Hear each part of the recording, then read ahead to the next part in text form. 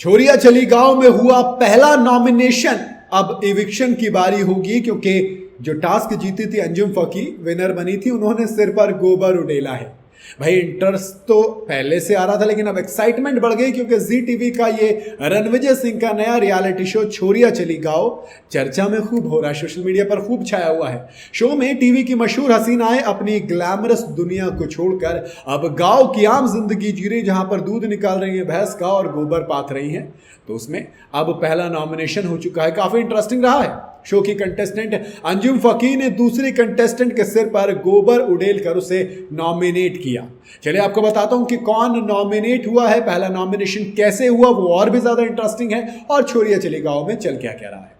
भाई रणविजय का यह शो के अंदर 11 हसीनाएं अपनी शहरी और ग्लैमरस वाली दुनिया को छोड़कर गांव की सादी जिंदगी जी रही हैं। वहीं शो के होस्ट रणविजय सिंह उन्हें गांव में आने वाले चैलेंजेस से रूबरू करवाते हुए एक के बाद एक टास्क दे रहे हैं। हाल ही में सभी टास्क के बाद एक नॉमिनेशन राउंड हुआ, यानी कि अब बारी है 11 को 10 करने की और नॉमिनेशन से एविक्शन की तरफ जाने की।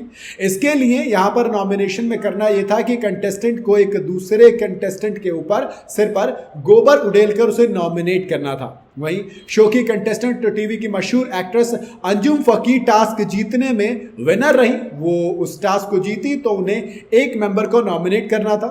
अब ऐसे में अंजुम ने किसी और को ना करके रमीत संधू को नॉमिनेट किया और अपने पास खड़ी रमीत के सिर पर उन्होंने गोबर की बाल्टी उड़ेल दी। भैया हाँ, इस पर हर कोई हैरान रह गया।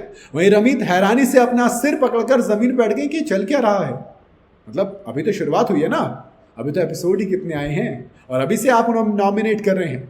क्योंकि रमीत संधू पहली कंटेस्टेंट बनी है जो कि नॉमिनेट हुई है छोरिया चली गांव से। रमीत ने नॉमिनेट होने के बाद कहा कि मैं दुबई की रहने वाली हूं और मैं वहीं का लाइफस्टाइल भी अपनाती हूं। इस तरह का एक्सपीरियंस मैंने अपनी लाइफ में कभी नहीं किया।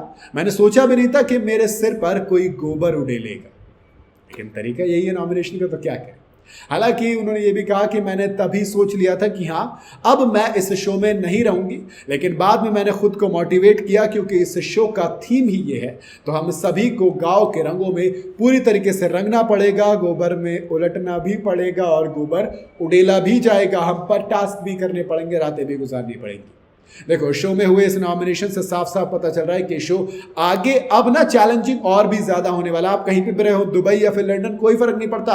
अगर आप यहां पर टास्क नहीं करोगे तो दोस्त आपका पत्ता कटने वाला है और नॉमिनेशन के तरीके भी कुछ ऐसे होने वाले हैं।